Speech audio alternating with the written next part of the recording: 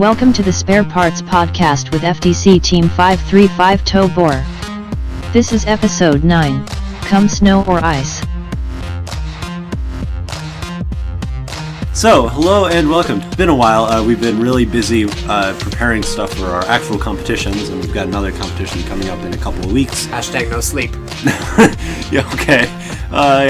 Very little sleep at the very least. And so we had our first competition. It was the Indy South Qualifying Tournament in Indiana on December, 17th, I think, right? Yeah. And so that was a really fun time. We were the captain of the Finalist Alliance, which we were pretty happy with, and we won the Innovate Award.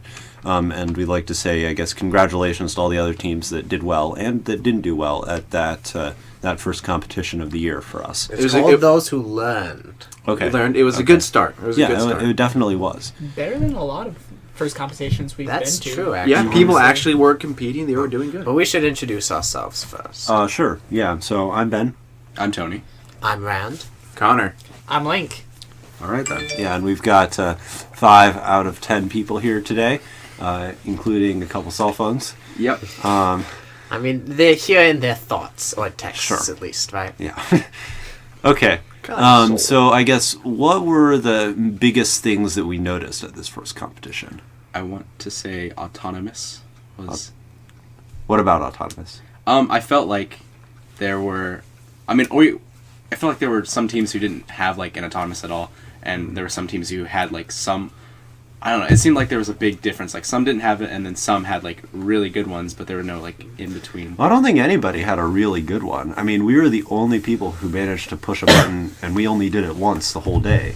Yeah. And that's fairly common for a first competition, but I did definitely notice that people were either generally not trying at all, or actually, trying something at least, going in and okay. Yeah, and it's autonomous is supposed to make a big difference because it's another section of the game where you can score points, and some people just don't do it. And FTC especially has been trying to push that this year with all the points you can get on beacons and getting extra balls from the beacons in autonomous. And we've seen. I remember during Block Party 3 years ago, or 4 years ago, really, that they said that FTC is going to start to try to push autonomous more and more.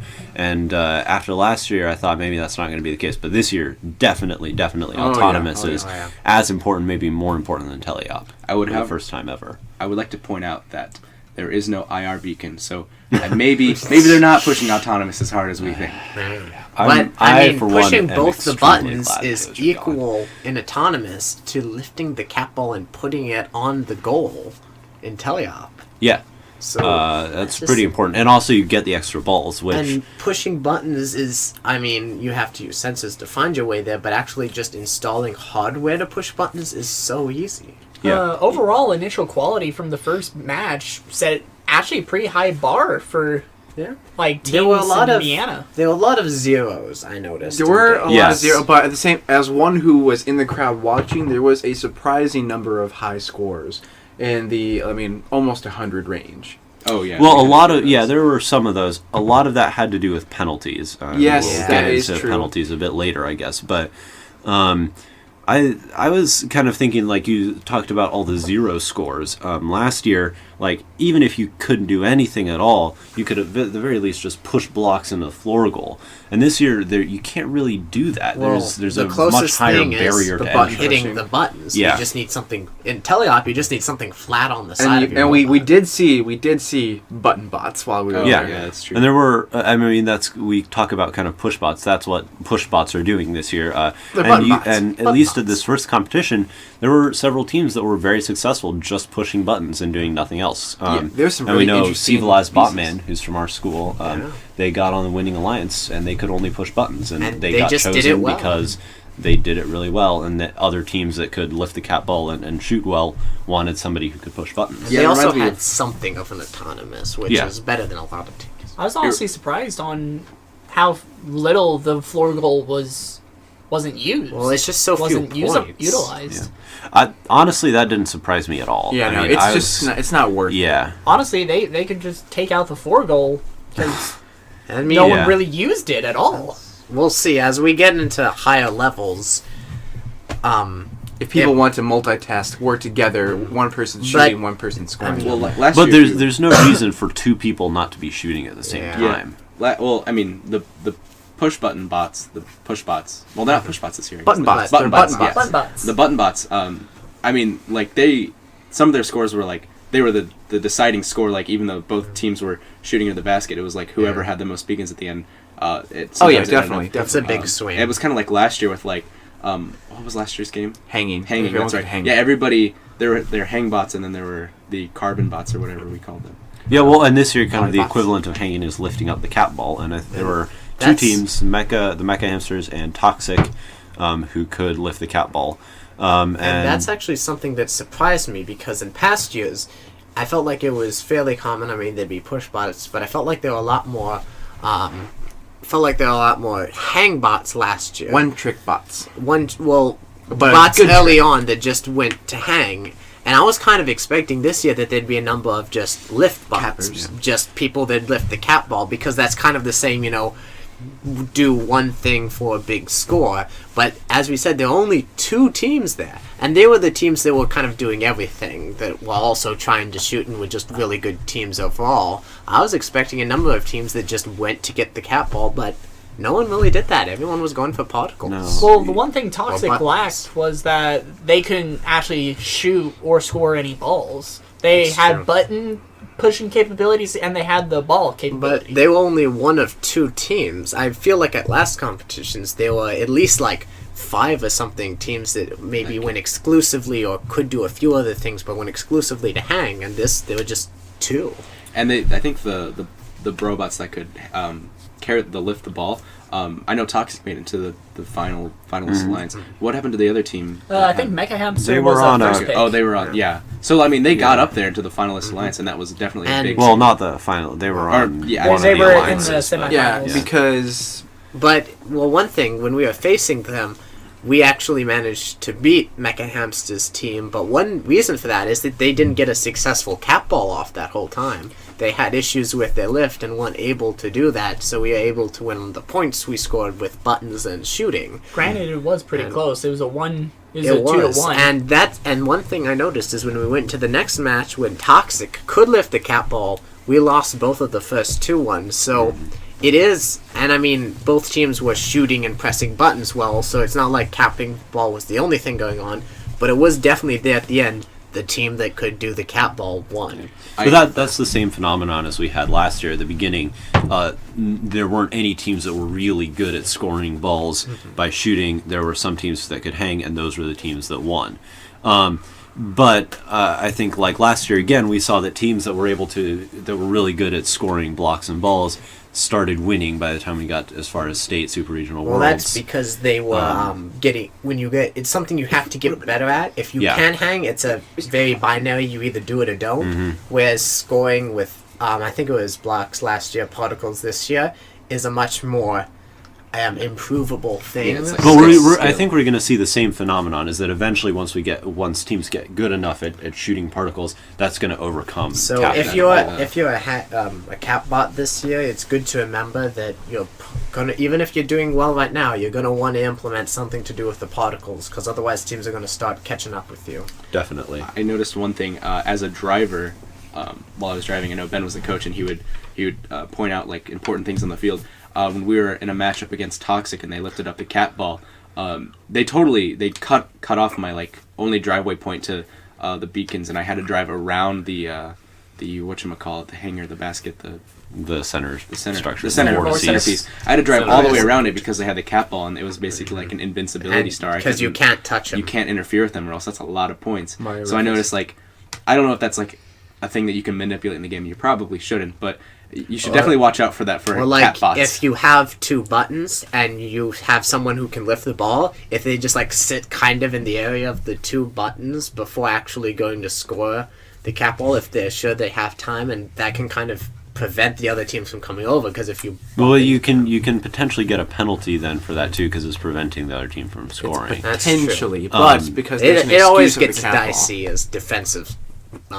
Defensive tactics have always been dicey. Yeah, yes. There's never really truly been defensive tactics allowed in FTC because it's always like they don't want you to do that. They want you to compete. Mm-hmm. But we almost got penalized, I think, one time because I forget which team it was. It was in the final rounds where one team had hit the beacon, we had hit our beacon, and there were like maybe 3 seconds left in the match, and so I just put down my controller, and the other team came over to where we were parked at, and because I set down my controller and I was in front of the beacon, it counted as a malicious defense. But we didn't actually get penalized because the referees kind of said, "Oh, it was unintentional," which I mean, it was. Speaking as, but it's kind of weird. Like, what if we were traveling to their beacon and they were traveling to ours? What is that? It gets it's weird. I think that blocking access to beacons is going to get kind of controversial as we move on. Oh yeah, because I mean, near the end game, right? All you see is the little robots running around, push, and that's something to look out for in your games, is being very careful about when you're going around the beacons, not blocking access. It kind of makes kind of like a sub turf war to the entire game itself. Yeah. Because while you're capping beacons, there's also the overall game itself of people collecting balls, shooting them, and doing everything else. But you always have to worry about your turf, always has to essentially, be your in your beacons. mind. There's another thing. Yeah, with the turf war mentioned, I noticed this at the very beginning of the day when we were doing it.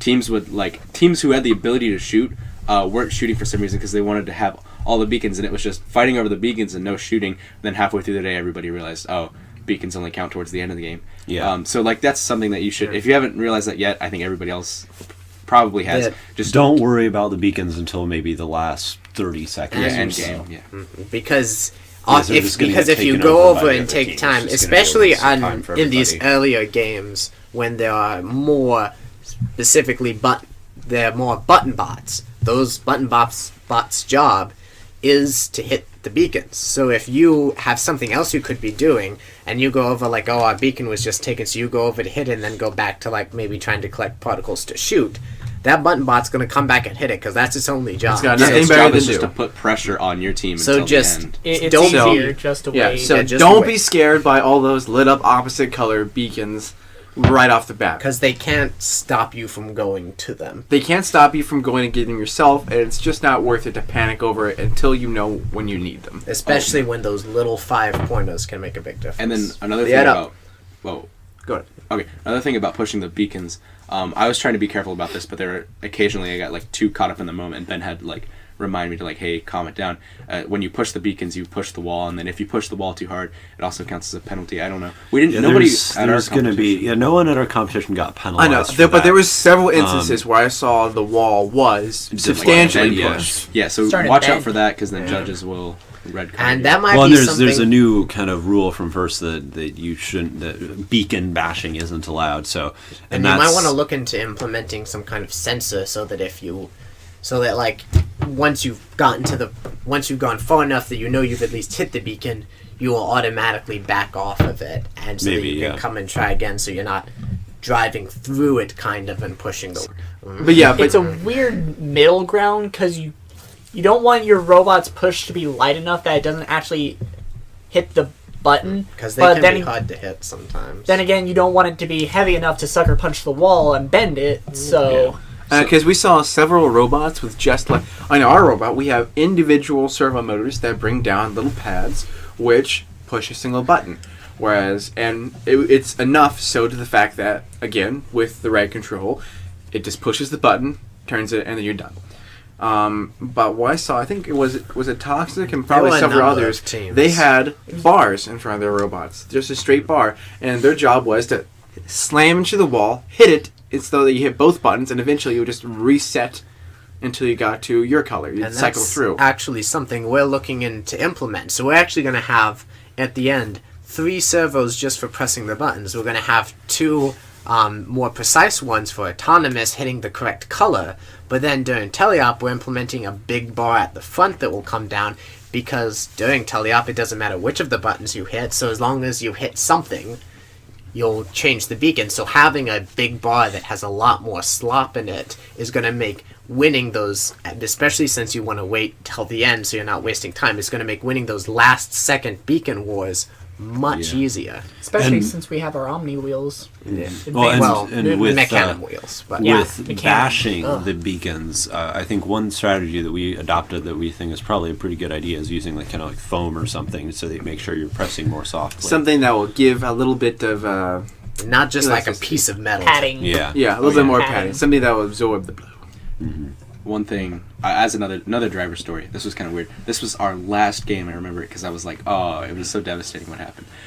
So it was the same thing where I think Toxic had lifted up the cat ball, and I was like, oh, I gotta go around, and I try to cut my go around kind of close. So I got next to the centerpiece, and I tried to drive around it, but our robot clipped it, and it was actually made out of metal, and our robot had built up enough static that it shut down our robot completely, and we couldn't continue the rest of the match, and it ended up being a loss. Static's still a thing. So, but I noticed Still there. that's the only metal. I mean, besides maybe the Well, but the center structure is surrounded with plastic. Yeah, it yeah. is. No, I think I touched the base of it, the Oh, really? the Okay, metal. Our okay. wheel went over it, and it just. Discharge. So even I wasn't expecting it this year because we didn't prepare for it because I was like, oh, there's no metal on the field, we'll be okay. But then, Well, but it's not just metal. On Yeah, it's the not just field metal. that Yeah, you're causes right. that. Because it's just driving over those foam tiles. yeah, Well, Well, that touching causes the other static to robots. build That's up. a build up, You but- just and need all you need some is- place for it to discharge. and on other robots that Yeah. can happen too. yeah. Well, I mean, it happened to us in the very center, and I was like, we'd lost control, and we're like, oh no. Oh well. Honestly, while we were packing for that trip, I was packing, and I saw the box of dryer sheets that we have, on our cart. I kept thinking, are we honestly going to need these dryer sheets to, get rid of the static that we have? The answer, The answer is absolutely. yes. Always. So just keep that in mind for your next competition. Yeah. Oh, Well, yeah. bring dryer Should we sheets. go around and maybe each of us say one thing that we feel like we learned from this competitions that teams should keep in mind as they're going into their future ones? Always bring dryer sheets. There we go. All right, Connor. One thing learned from this competition, although surprising that there was no, again, like I said, one-trick bots that will just lift the cat ball, but instead a couple robots that did at least attempt to score regular points. I think we're going to see some more well-rounded robots this year. Yeah, definitely. Yeah, well, it's natural selection, like Darwinism. The robots Darwinism. that can't exactly compete as well as the other ones, they sort of they get out of the gene pool, and then you start getting They die off. Well, I would almost argue that it's not going to be any more than we had last year. I think it's going to happen in roughly the same way it did last year. The consistency. I was just saying they might happen first. quicker. Yeah, maybe. Because it's not as much, the cat ball is not. Oh yeah, They're not worth as it much anymore. trash. Well, not really trash, but There's it's not as lower much scoring traffic. games. So, being able to make Well, but the critical ratio points are of more capping to shooting versus the ratio of hanging to scoring last year is about the same. I mean, I 40 feel like to 5 fewer versus people are 80 to capping, 15. but yeah. And now Well, one it's, thing. it also might be true that it's capping only is harder 15 than at the higher hanging goals. was. Well, Ben, the 15 was only for the highest goal. It was Yeah. still 5 for the lowest. So Yeah. 80 to 5. Well, yeah, It's easier to score. Is capping harder than hanging? I feel like they're Definitely. equal. Really? It's definitely. I think so. Yeah, because We had a lot of trouble. Well, first of last all, year. the ball is really big. I didn't have Yeah. any It's much bigger than a robot. But from what we've seen, servos, just servo arms that go around below its Yeah. middle point, are Yeah. actually enough Yeah. to be able Strong to enough. hold that. Yeah, because I feel like when we were hanging, it was always like, who built our robot out of tungsten again? It weighs like a ton. And We're like, we will never ever build another tank bot ever. Tank. More steel supports! More reinforce it! What are the guards made of? Oh, steel. Oh, Steel. thanks. Oh, jeez. But yeah, it's interesting to think about. See how and of course we'll just see how if robots become more quickly rounded this year. Now, one thing I'd say, and this is kind of something we haven't talked about, and it's just something I want to put out there to remind younger teams, is go and ask for help.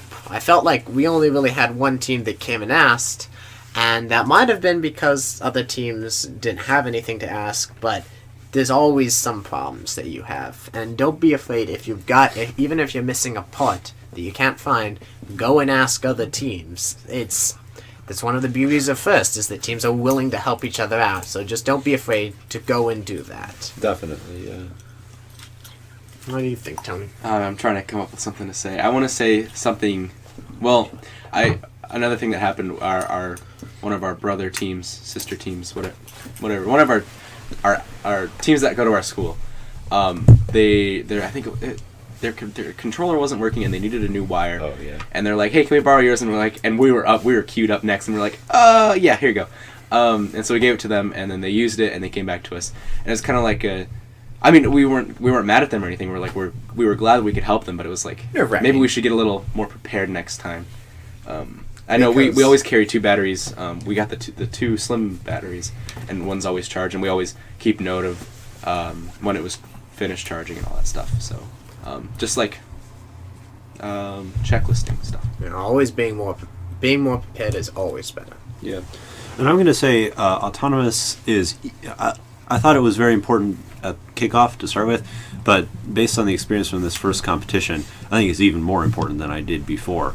Because so with if you can just fire 2 balls from the beginning, just from wherever you start, which is a fixed spot, and you can score those, that's already 30 points. That's almost as much as capping the ball in the end. So I think that autonomous is going to become more and more important as the season progresses, even more so than we have discussed so far. Even with euphoria. All things to look out for. Definitely. Okay. Well, any other last comments? Even though the roads were all icy and stuff, people still managed to survive and drive down. Yeah, it's amazing what the human body can go through before that was by it far collapses. the worst weather I've ever been. The worst weather for a school event that I've ever been to. But yeah, so one thing to remember, even if teams don't show up, they might show up later because all the roads around their locations were too icy for them to appear at the time. Well, anyway, so we're almost, I guess, finished talking about robotics here. Things are very quickly devolving. So thank you for listening to the Spare Parts Podcast. Your Pikachu is devolving. This is natural selection. We are Strong survives. we are Team 535 Tobor. Thank you for listening.